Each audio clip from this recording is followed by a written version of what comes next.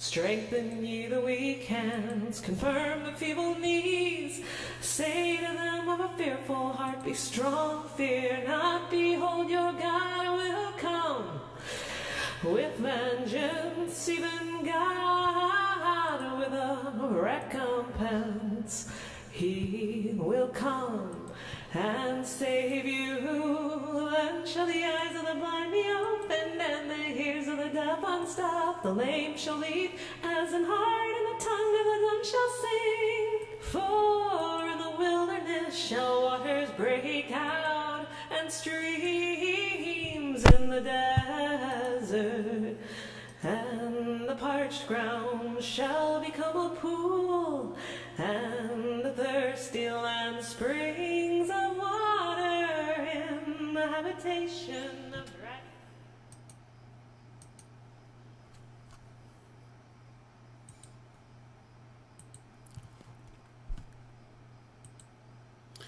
Hello, good morning. Welcome to Line by Line Bible Studies.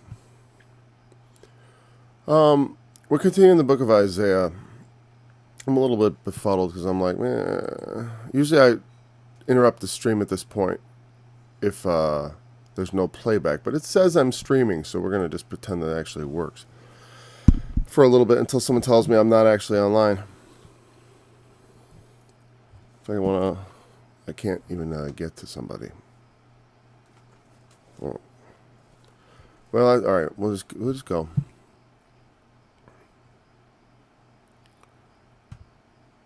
If it is streaming, Katie, send me some sort of text or something. Let me know. Okay, so we pick it up. We're in chapter 35, but there's really a continuation from chapter 34. I don't think I need to read the complete chapter 34 again, where I talked about the great slaughter in the land of Edom.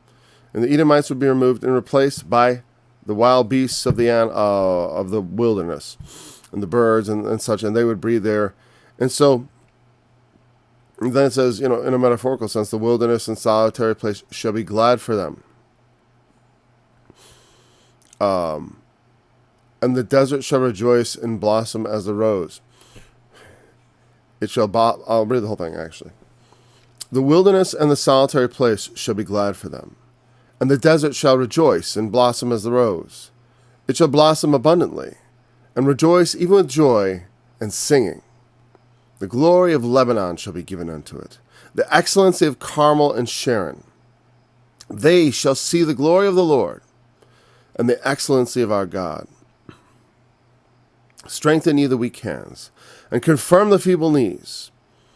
Say to them that are of a fearful heart, be strong, fear not. Behold, your God will come with vengeance, even God with a recompense. He will come and save you. Then the eyes of the blind shall be opened, and the ears of the deaf shall be unstopped. Then shall the lame man leap as an hart, and the tongue of the dumb sing. For in the wilderness shall waters break out, and streams in the desert. And the parched ground shall become a pool, and the thirsty land springs of water. And the habitation of dragons, where each lay, shall be grass with reeds and rushes. And an highway shall be there, and a way, and it shall be called the Way of Holiness. The unclean shall not pass over it, but it shall be for those, the wayfaring men, though fools, shall not err therein. No lion shall be there, nor any ravenous beast shall go up thereon. It shall not be found there. But the redeemed shall walk there, and the ransomed of the Lord shall return and come to Zion, with songs and everlasting joy upon their heads. They shall obtain joy and gladness, and sorrow and sighing shall flee away. It's the close of what's considered the first half of Isaiah, and the reason is the next half reads like something out of Kings. Now it came to pass in the 14th year of King Hezekiah that Sennacherib, king of Assyria, came up against all the defense cities of Judah and took them. In fact, I believe this is parallel to a passage in Kings. In fact, they have, I was actually thinking about an entirely different thing. So I had my companion Bible open just before the study because I wanted to look at something. And I'll talk about that in just a second.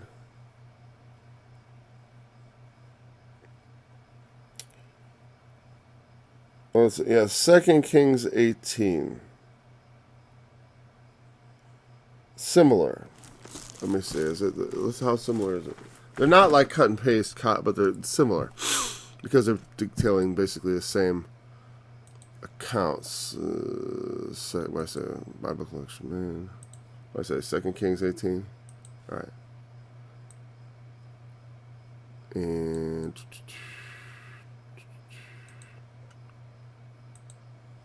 I just want to put the passage into context. It's 1 Kings. I can't tell. It's hard to tell the difference with my eyesight. Hosea as a kind of. Oh, yeah. This is a lot more detail. The king of Syria, he rebelled. This tells you a lot of the background about how he rebelled against the king of Assyria and served him not, and all this stuff to go out. And maybe we'll have to.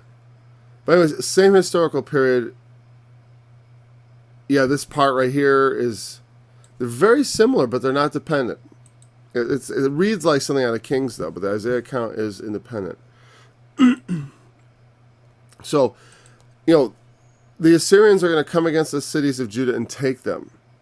So these words of assurance come at a very critical time when Jerusalem is going to be under siege.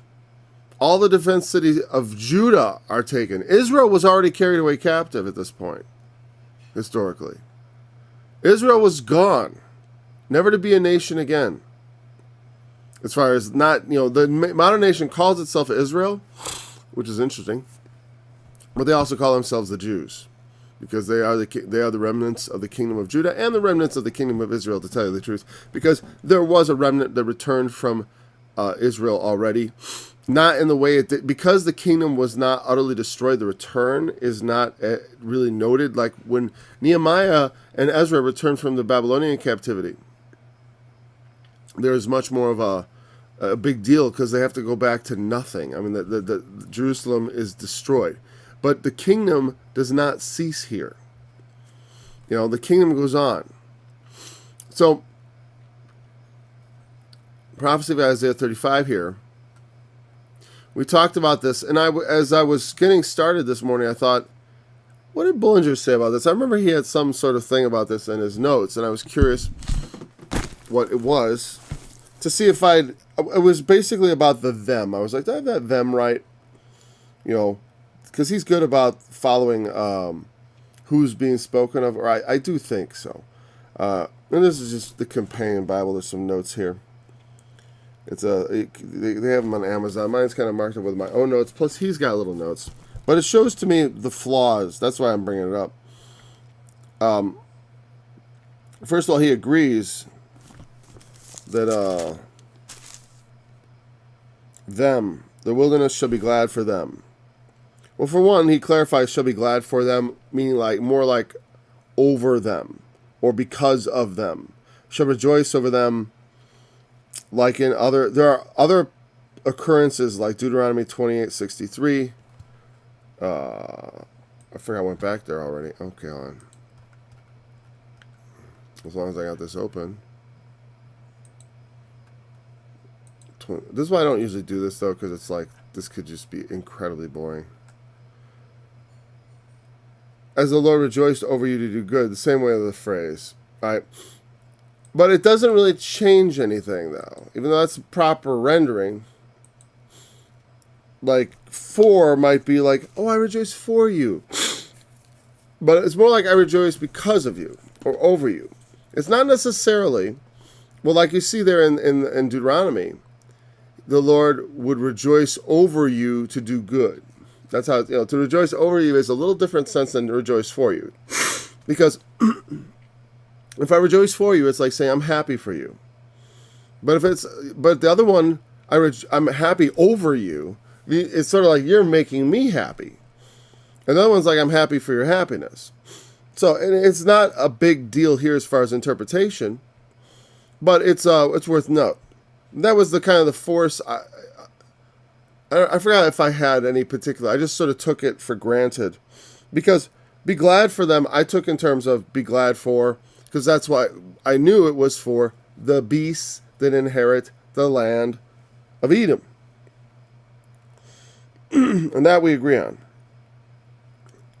But there was an interesting part here too,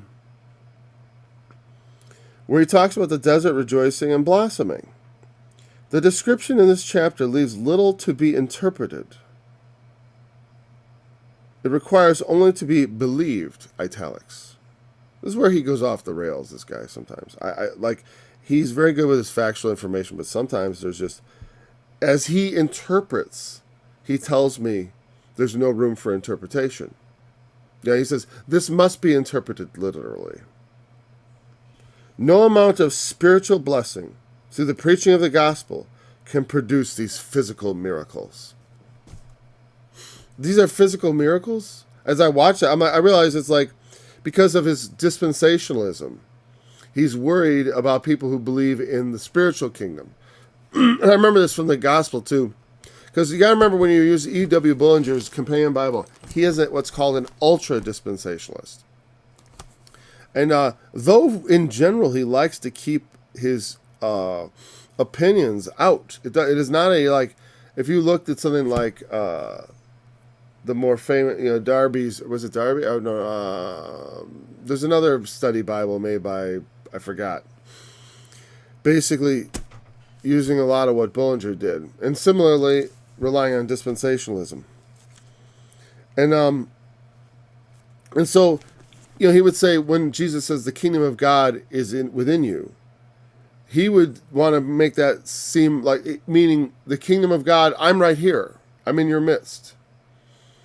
But the thing is, the kingdom of God is within you.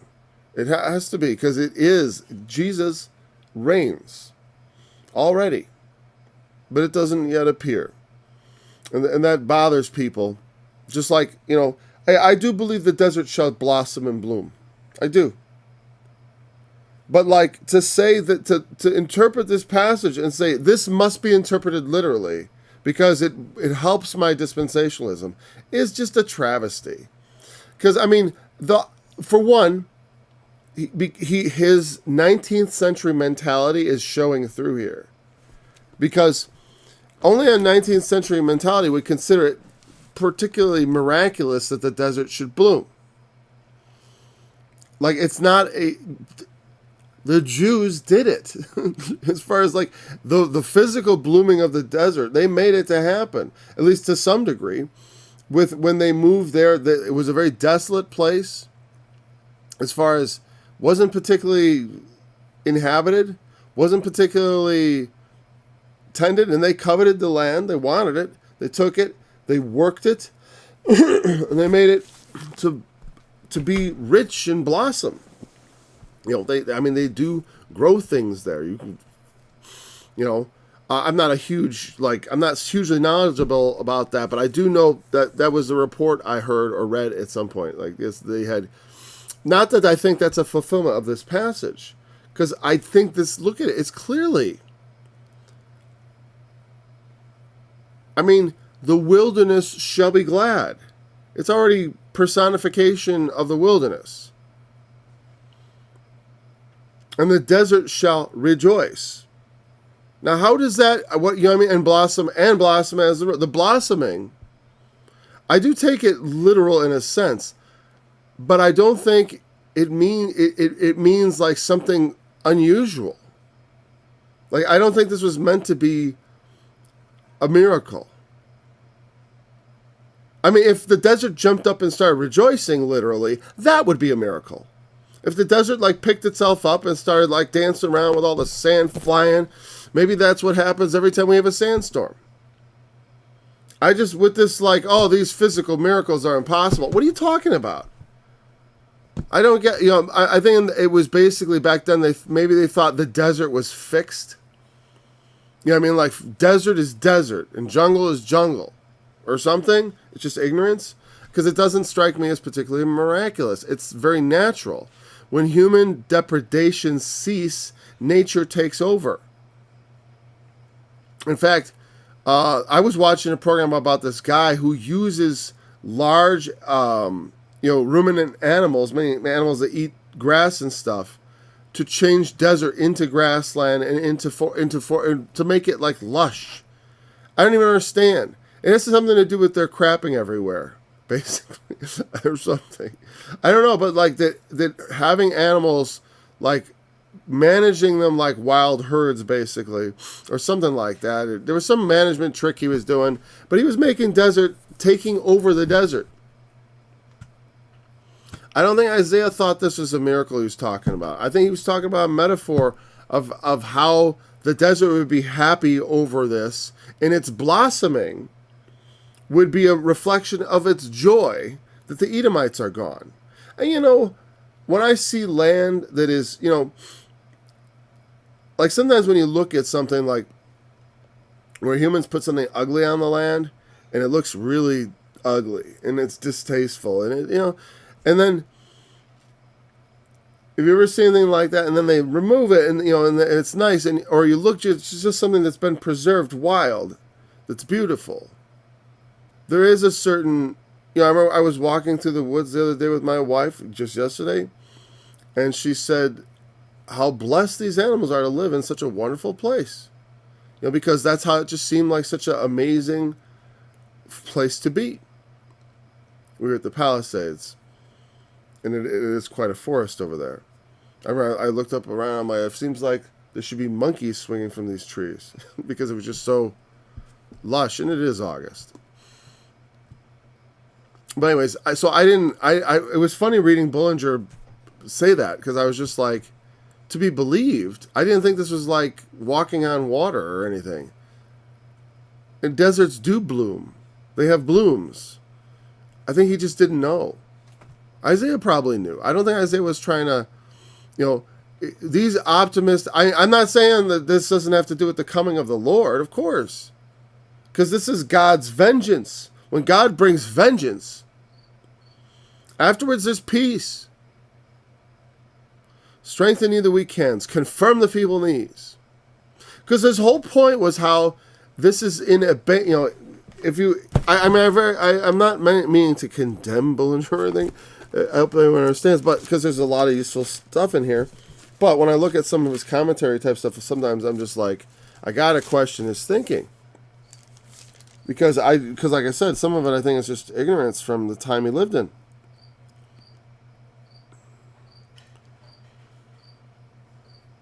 In verse 4, when it says, the eyes shall be open when Messiah came. These miracles, like the eyes of the blind being opened, okay? Because those are genuine miracles coming down there. The eyes of the blind be open, but also they can be not miracles. I'll tell you in a minute. Yeah. I mean, it is a miracle, but it's not a miracle in the sense of a wonder all the time. It's not, someone can have spiritual blindness. And when their sight, when their see, like when Paul received his sight, so to speak, he was physically blinded and then he received his sight. That was like am I trying to get an analogy? That was to him even like an analogy of his blindness and how God would now give him his sight. But nobody else would have known he was blind. That miracle healing of a man who was temporarily blinded, not particularly interesting as far as a miracle. But his turnaround is very interesting because he was so adamantly opposed to Christianity and then became its biggest advocate. And that turnaround is interesting because while huge, it is not particularly miraculous, though it happened through miracles. Jesus appearing to him, blinding him, healing him. You can figure, well, I get why he changed his mind. Right? That's no miracle. Like, it's like, but it used miracles to make it happen. Same thing with this. Jesus returning from heaven with his sword bathed in blood, as a way of opening eyes without actually doing any additional miracles. Now, the thing is, though, people read things like Bullinger reading the desert blooming, and he thinks, that's impossible! The desert can't bloom! It's a desert! I'm sorry, I just think that's so funny. When I read that, I was like, oh. And I like I said, I put it off to the times he lived in. Because he's like turn of the century. Yeah, I think when was this published? Like 1898? Something like that? Something like that. That was the original date of publication or something like that. All right, Paul. Quit misinformation out there. What is the... It should be in here somewhere. Oh, I want to be right, and I also want to be quick. Yeah.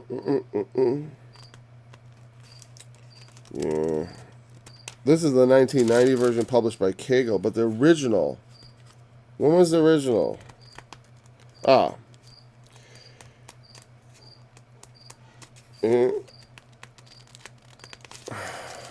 the preface, I don't know. It talks about 1886, the text, but I think that's the typeset. Well, I'm going to just leave that be. But his lifetime could easily be looked up. He lived about that. He was like a 1910s kind of guy, all right? At the most. He would have been old in that period. So, excellent scholar of the language of the Bible, knew his Bible, man. Just some of his ideas, like I said, it doesn't make you understand everything. Just because you know everything about the Bible, just because you understand the language of the Bible. Yeah, I understand English, and if they did a good translation, I'm on mostly equal footing, aren't I? Especially with today's tools. But anyways, he said, when Messiah came, and commenting on verse 4 about the eyes of the blind be open, or actually verse 5. Yeah, verse 5. I should not reading again. Then shall the eyes, and etc. When Messiah came, these miracles, not miracles, qua miracles, were... I wish I understood what qua miracles... Okay, well, then again, like I say, hold on. I think what he meant there...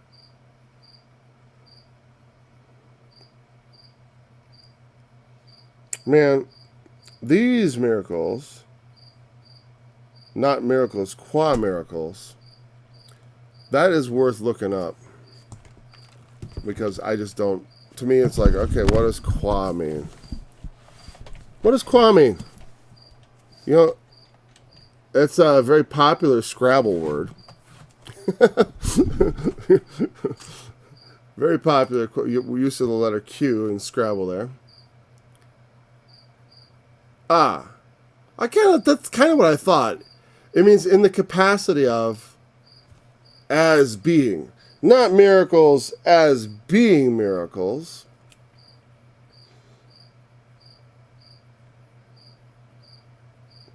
I guess not the fact that he had miracles, but these particular miracles. You know what I mean? Not just the sake of working miracles doesn't make you Messiah, is what he's saying. What Bullinger is saying, these miracles, the eyes of the blind shall be opened, or strengthen the weak hands. That's quoted in Hebrews 12. But then he says, these were the evidence that he had indeed come to save his people.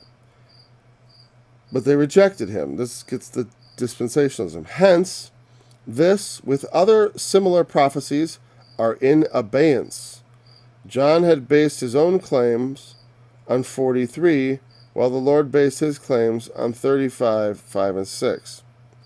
Whatever. That's his additional commentary about the claims, like John the Baptist, I'm the voice of one crying in the wilderness and all that. That's what he... But I just find that a bit, like I said, the miracles, as far as the idea of the abeyance, I understand I don't totally disagree that, like, yes, there are prophecies now that because Jesus was not received in his time are for the end times. I don't think of them as in abeyance. I always think they just always were. I don't think that, like, he very much, like, I don't know, the way he goes about trying to split up the prophecies. I feel like I'm getting distracted with his things. It's just that I looked at... That's why I don't look at other people's opinions too much. Because we could go... I mean, the thing is, I thought about... but I realized I could have a study I could spend a week on one verse. I mean, we could easily spend a week on a verse, especially if we did things like that. Like now let's see what so-and-so says. Be fascinating. Maybe there'd be a couple verses worth looking at in that way, or passages like that. It might be kind of fun. I do enjoy critiquing other people because, I don't know, because I'm a jerk. But by nature or something, I don't know. I have to sort of put on my niceness. Strengthen you the weak hands, confirm the feeble knees. Say to them of a fearful heart, be strong, fear not. Behold, your God will come with vengeance, even God with a recompense. He will come and save you. See, and here's why I just don't think this. Look at the blind see, the lame walk. Jesus said that. I don't know if this, those are things the Messiah does do. But this passage, to me, it seems clearly that he's going to come with vengeance and recompense. And then the eyes are going to be opened. It seems like a weird place to say, like, it's quoted in Hebrews 12. And I want to go there briefly.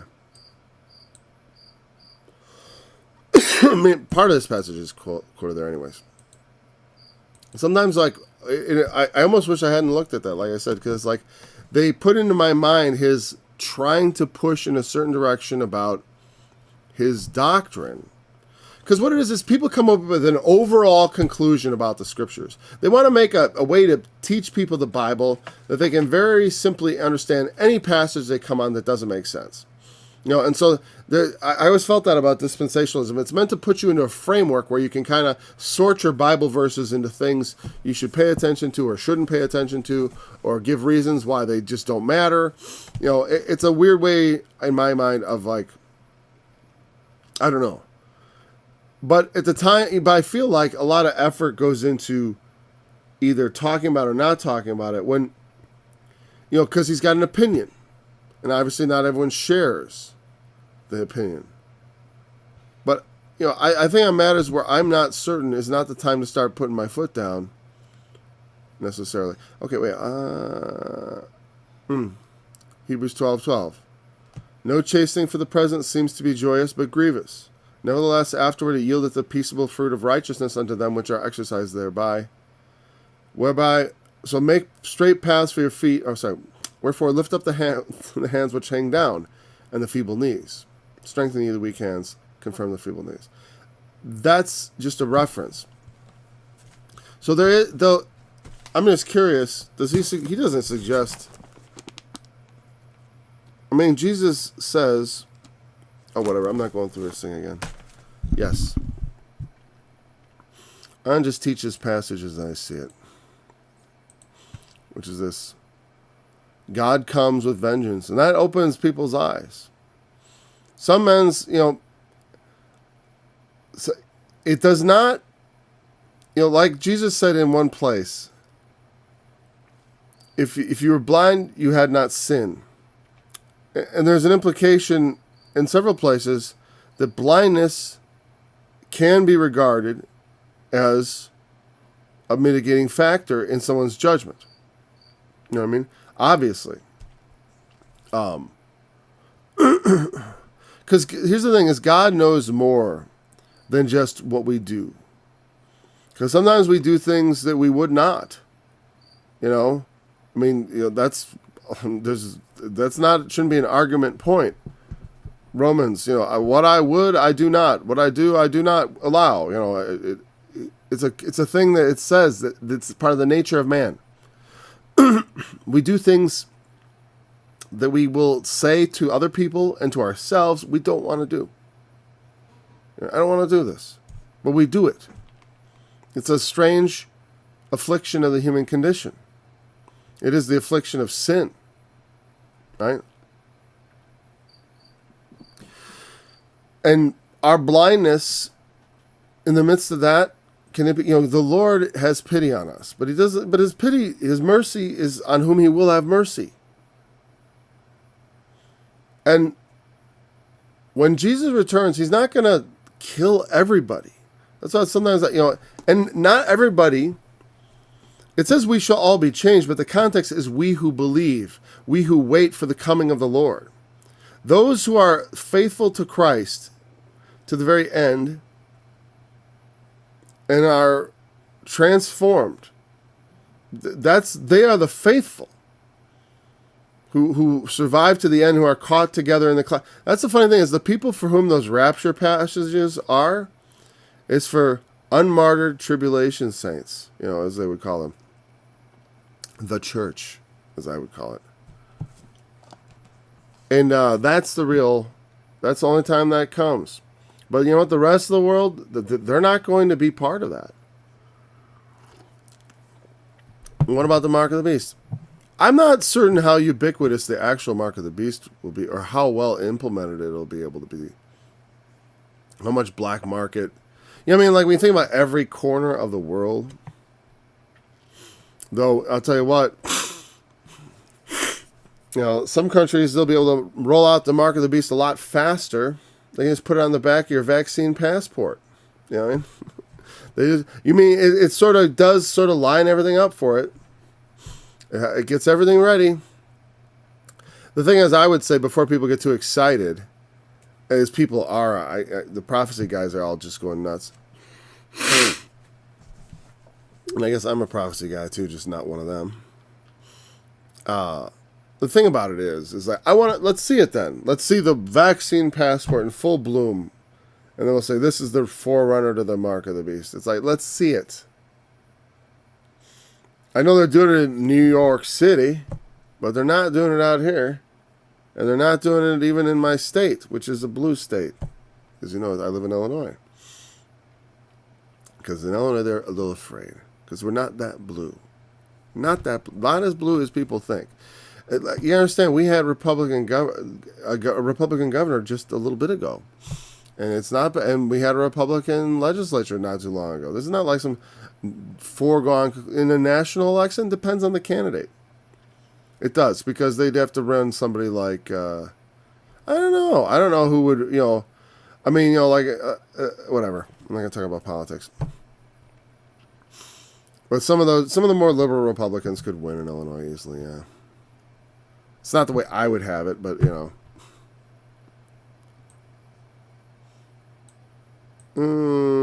be strong, fear not. Okay. Oh, but anyways, there are going to be people who do not die and are not transformed. They're going to survive. They're going to, and the reason I brought up the mark of the beast is because I always think of it, it says, those who receive the mark of the beast have no rest, day or night, et cetera, et cetera. It doesn't sound to me like receiving the mark of the beast is your ticket into being in, God's kingdom. Sounds like it would be in the sense of not part of, but existing in the world while God's kingdom reigns as a human who survives the end times. Because there's going to be a lot of people who survive the end times, because it only taught, maybe a third of mankind will be destroyed, or maybe even more by the time Armageddon's done. But that's still billions of people. And how many, and then what, are they all on the Lord's coming and be summarily executed? I don't really see that. And like I said, a lot of them might be people buried down in the third world who hardly even know what's going on. I mean, there are places where it would be, even Satan would have trouble trying to get he would get them to worship, but they're almost like the least culpable. They were already worshiping beasts and animals and whatever, meaning like some like jungle, I know there isn't a ton of that, but there are still people who live very primitive lives, very tribal, worshiping old gods, often animal gods, And I say jungle because that's where it's in those regions that has been hardest for people to penetrate. That's where the holdouts remain, because they're in these deep jungle environments where it's difficult to communicate with them, and they've just been there for generations and generations. So it's not anything more than that. And so there's a lot of people all over the world who are really ignorant and don't know their right hand from their left. And it wouldn't be surprised me if those are the people who inherit, and who God is, because those of us with, how many people, how many Americans do I think will last to the end? Oh, well, they'll be around.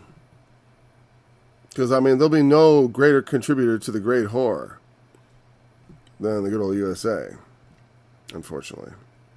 If it came in our time. There may be no USA when the great horror comes swinging her hips around. You know, that may be past history, because I don't even know. We're not in the end times just yet. So, though we may be coming up to it. That's always a possibility. That's why when it gets, they sensationalize it. It just annoys me, because it's like they're just trying to cash in. It's just a cash cow business, and they just keep regurgitating the same crap year after year. Same stuff. I mean, it's the same stuff about the same stuff. Oh, the Bible in one hand, the newspaper in the other, and all you gotta do is make them match up, and then you have a show.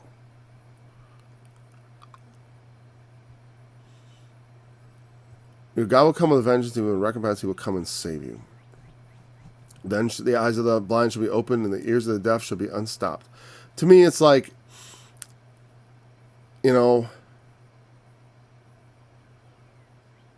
just because here's the thing. Shall the lame man leap as in heart? And I believe in literal miracles, of course. But, I mean, I don't know that he was talking about that. The desert shall rejoice. The lame man shall leap. The tongue of the dumb shall sing. The wilderness shall be glad. The desert shall rejoice. The desert shall rejoice. The tongue of the dumb shall sing. I mean, they're identical in a sense. I mean, because the desert does not sing or rejoice. But still, when there's a metaphor of like desert blooming, lame men leaping, the dumb singing, there is an overall, like I said, there is a miracle in the Lord's coming, and of course, with healing in his wings. But you gotta understand, in Isaiah's time, and I'm gonna say this, but when God delivers Judah from the hand of the king of Assyria, that was eye-opening. They did rejoice. You know what I mean?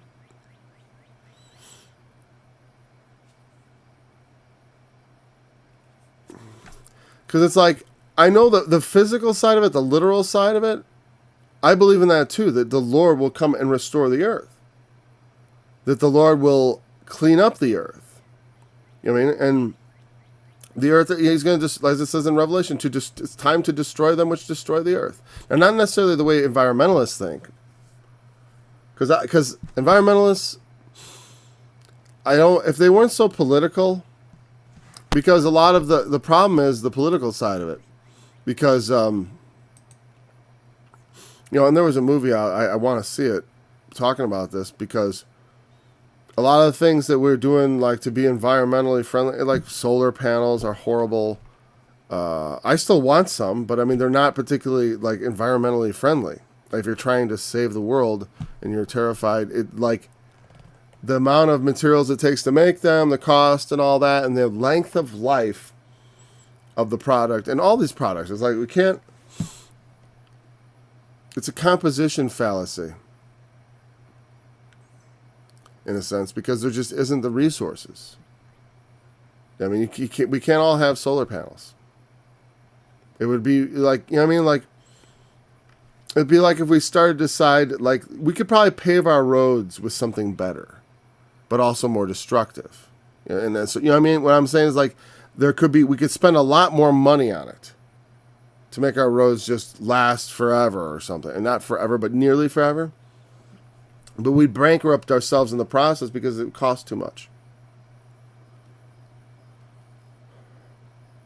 What I'm talking, just that the things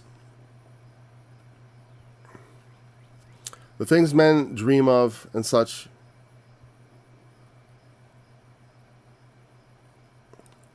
the environment, the things they fear, it's like often in their fear, they are co-opted by men of greed and such. Oh, you care about the environment. Well, we got all kinds of green solutions for you. And it's not a solution. It's just something to make you feel good. Something that, like, because they shuffle things around. And so when you get a solar panel, it makes electricity. You don't see all the waste generated to create that panel and all the resources used to create that panel. You just see a panel, you plug it in, you think like, oh, clean energy. And then they don't last forever. I think they got like after 45 years, they diminish significantly. And I think you can expect after 100, they're pretty much done. And if you think about how many they'd have to make, and we just don't even have the materials and the rare elements and all that stuff. My point is, it's like a hustle. There's some concern about the way there's too much like just politicking about it and posturing about it and about the planet and this and that. I just don't take any of it seriously. I can't, because people are not serious.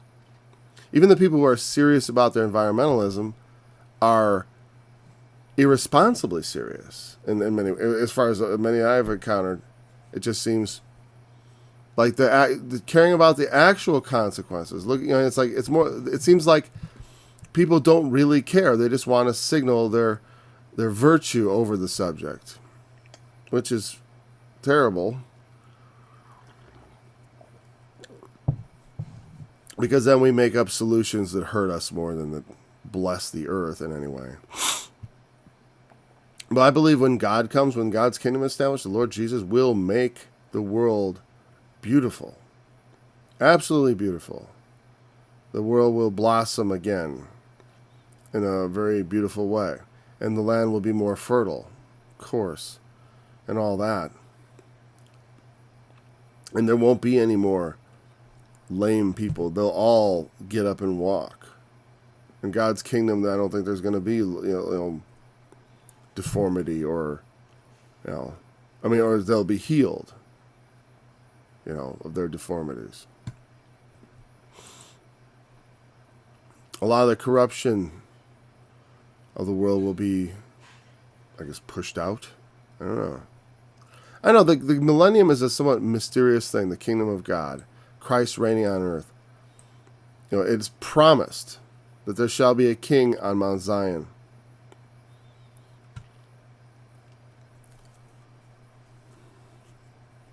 Waters will break out in the desert and streams in the desert. When it's promised that out of God's throne would go a river of water of life. That's for the new heavens and the new earth, though. Sometimes, like, the differentiation between them is not quite clear. The parched ground shall become a pool, the thirsty land, springs of water. Because to me, it's like, the metaphorical is much more meaningful to me. I can talk about the land being restored, but I mean, that's why Bullinger annoys me, because he steals from the passage some of the more beautiful aspects. Because it's great to have the earth restored. Where I live, it doesn't even need to be restored. Well, sort of does. I forget. I mean, my property is kind of nice. I like it.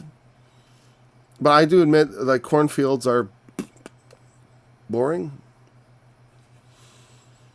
I don't mind cornfields, but just never-ending corn is sometimes a bit much, right? And things like that. But, but the thing is, it feeds everything. Though, corn-fed beef is not as good as grass-fed. And ethanol is more wasteful than gasoline. Okay.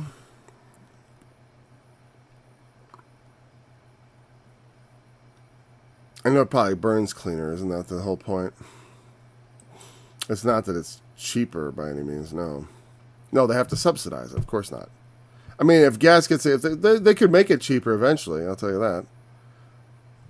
With their bad management.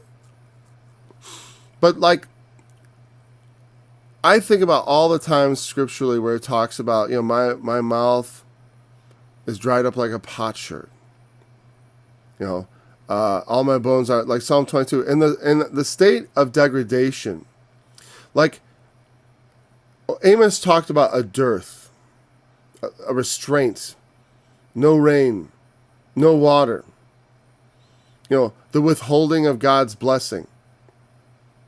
When Jesus talked to the woman at the well in John, we've mentioned that many times in Isaiah, right? If you knew who was speaking to you, you would ask him and he would give you living water. They would never have to come here and draw water again. Now, he said it literally. I mean, literally, you'll never have to drink water again. The water that men give you, you will thirst again. Let's go to that, because we've talked about it a lot of times, but I want to bring it up here very specifically for this part because of the pushback I'm getting from Bullinger, who's long dead, but for some reason I'm feeling pushback. Well, just because I hear him, and I'm like, okay, yeah. I don't think I would have been too worried about it, because I'm not an either-or kind of guy, as you know. To me, I see both spiritual and literal implications, Oh, I'm in the passage we're in Isaiah, but I want to go to John. The Gospel of John 4. There cometh a woman of Samaria to draw water. It was very telling it was a woman of Samaria. Samaria would be the northern kingdom, which was taken away captive. But the people who lived there were not Jews. Well, they were somewhat. But maybe they had interbred with people who had been trained. There was this sort of dispute between the Jews and the Samaritans, whether or not they were really of Israel. The Samaritans, however, worshipped the God of Israel because when they came there, they were taught to do that because they had problems with wild animals. And they brought a priest, or someone said, I forgot who said it exactly, but basically, the God of the land is not pleased because you're not worshiping him. So, figure out who he is and start worshiping him. And so they did, howbeit imperfectly.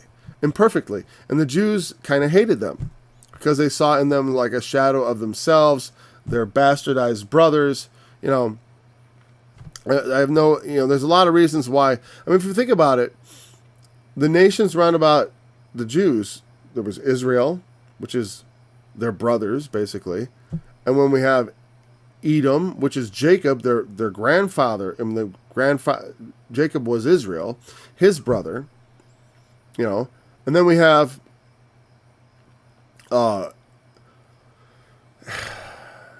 Moab and Ammon, which were the Abraham's nephews' sons. All family. And if you go even more, the Midianites. The Midianites were also descended from Abraham. The Ishmaelites, also descended from Abraham. A lot of the people around about... Now, the Philistines, no, because they were Phoenician descended or something like that from the Greek islands or something. They were a seafaring people who had come there. They were not considered to be of the same immediate family. I mean, they were not that close, especially when you consider Israel, Judah, Moab, Ammon, Esau. There was all like a blood kindred. And the Samaritans, though, represented their brother, but like also others.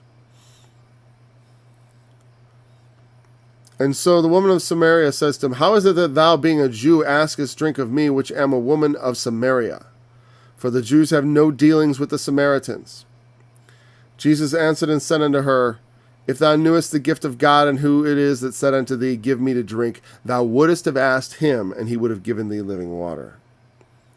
The woman said unto him, Sir, thou hast nothing to draw with, and the well is deep. From whence hast thou that living water? Art thou greater than our father Jacob, which gave us this well, and drank thereof himself, and his children, and his cattle?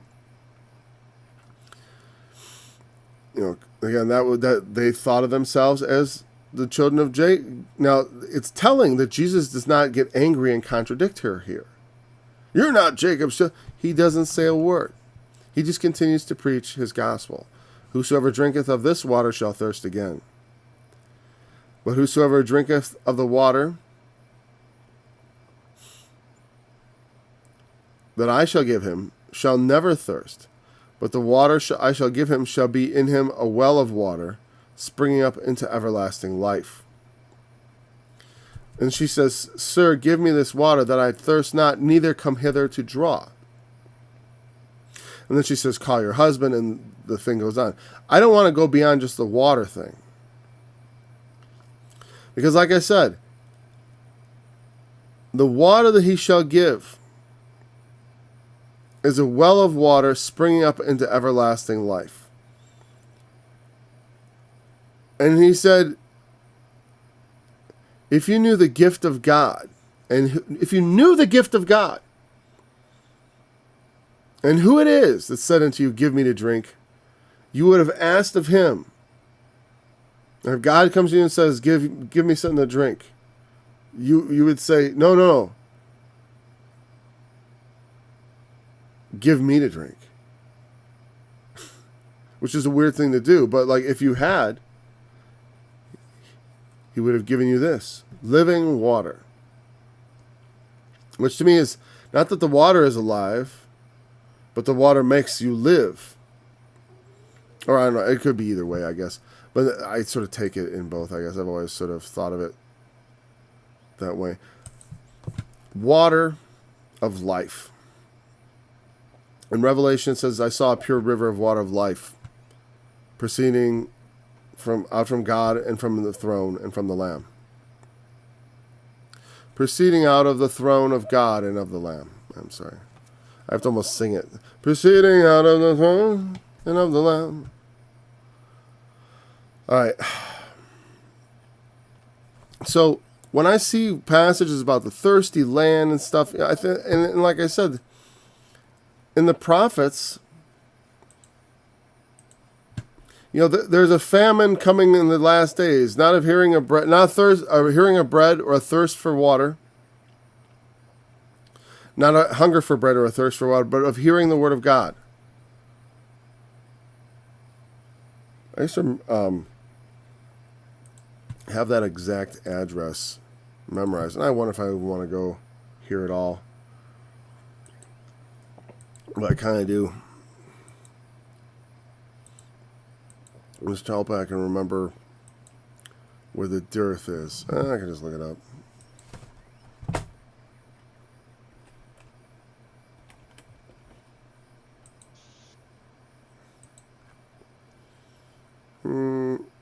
Oh, well. Oh, Jeremiah 14. Yeah, look at here's a passage in Jeremiah. Oh, wait.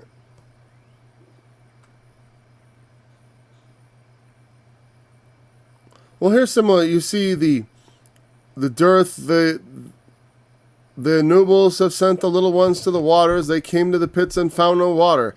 They returned with their vessels empty. They were ashamed and confounded and covered their heads, because the ground is chapped, for there was no rain in the earth. The plowmen were ashamed. They covered their heads. Yea, the hind also calved in the field and forsook it, because there was no grass.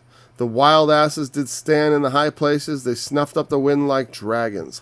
Me panting. Their eyes did fail because there was no grass. O Lord, our iniquity testify against us. Do thou it for thy name's sake. For our backslidings are many. We have sinned against thee. And you see how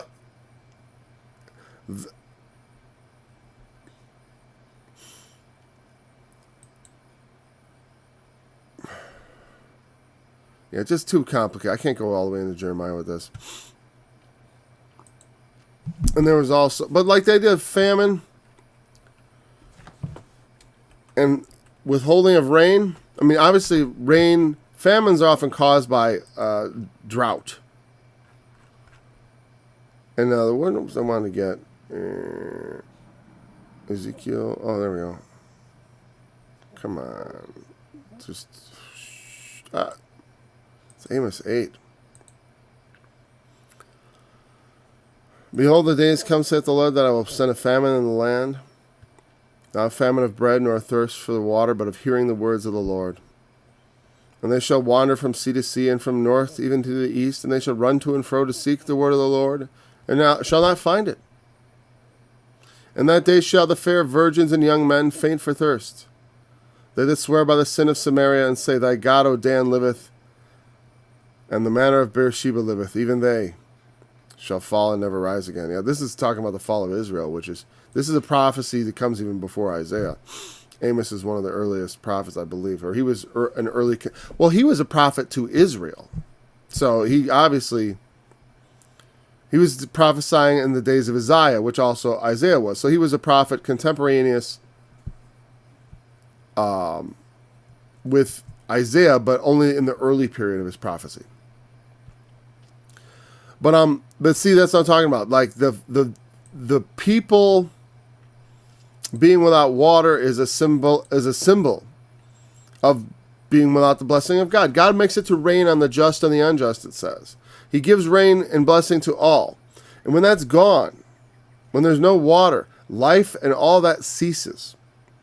But what he's saying in John is that there's a spiritual water that's much more important that I can give you that is not the water you're thinking of in this well.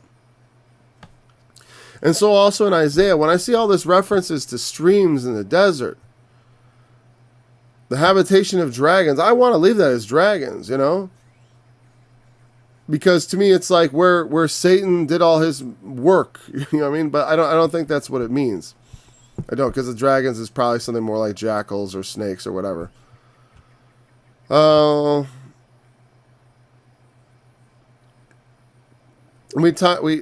It seems like there's not a lot.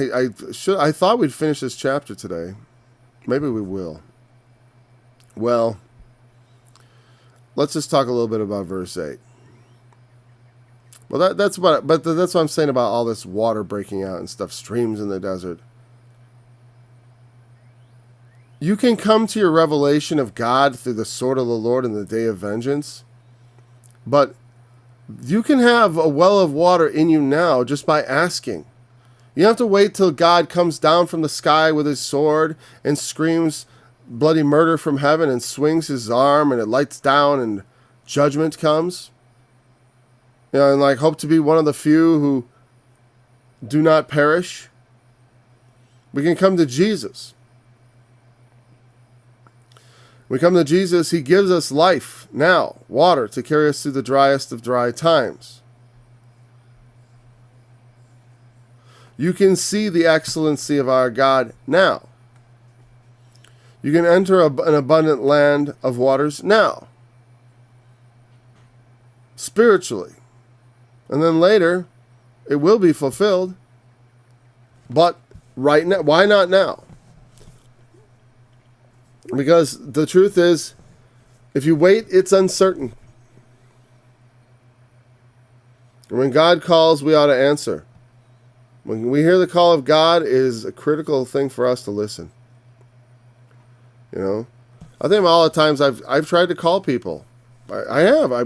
When I talk about, when I debate with atheists or whatever, or talk to them, that's what I do. I say, they want me to convince them that God exists. I'm like, well, what you should do is begin by addressing God. And that's not where I begin necessarily in my argument, but that's where eventually I'll say, I'll get to that. It's like, why don't you do this? Talk to God. Do it sincerely. Ask him to reveal himself to you. That's the best way. Say, God, I don't believe in you. But people say all these kinds of things. I sincerely ask that in some way or another you reveal yourself to me so I can be responsible for my decision not to believe in you. Yeah, I'd throw them right under the bus like that. Because in a sense, and I don't mean it like that, like to throw them under the bus, but in a sense, yes, I want them to know that God revealing himself to you is serious business. Because once he does, it comes with now you have a new responsibility. Before you were blind, now you see. Now you're more responsible. The blind, like I said, you want to know if God's real, I can show you. I can't show you really, but I can tell you how to be shown. The only way you have any hope of being shown. Call in the name of Jesus and talk to God. Ask him to reveal himself to you. Ask him to prove to you himself that he's real. Don't ask me to do it. I can't prove, like, I have a neighbor, I can't prove he's real to you because I can't, like, if he won't let me photograph him, or, what I mean? Like, I'm sure I could. But, on some level, if a person decides to make themselves private, and they have the power to do so, no one can take them out of their shell. God is that way. He has hidden himself in darkness, as it says in the scriptures. He made his habitation in the thick darkness. Not that God is darkness, God is light. And he dwells in light unto which no man approaches, but it is also a sort of darkness, because it is a light so bright that you cannot see or penetrate through it. So it might as well be darkness. You know what I mean? The light that blinds makes darkness. In the end, it's not that God hides, there's anything dark about God, but the human heart is too dark to penetrate his light. Their foolish heart was darkened. So there was this thing about the highway.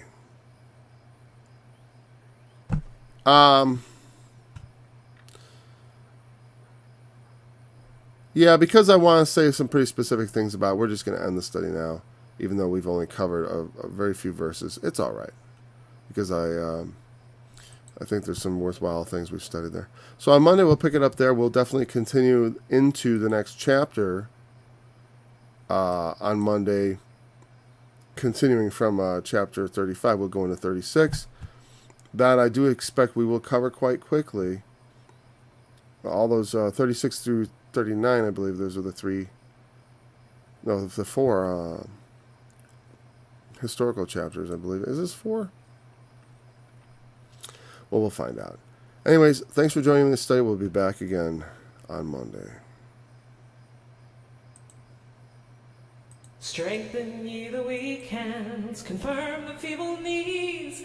Say to them of a fearful heart, be strong, fear not. Behold, your God will come with vengeance, even God with a recompense. He will come and save you. Then shall the eyes of the blind be opened, and the ears of the deaf unstopped. The lame shall leap as an hart, and the tongue of the dumb shall sing. For in the wilderness shall waters break out, and streams in the desert. And the parched ground shall become a pool, and the thirsty land springs of water in the habitation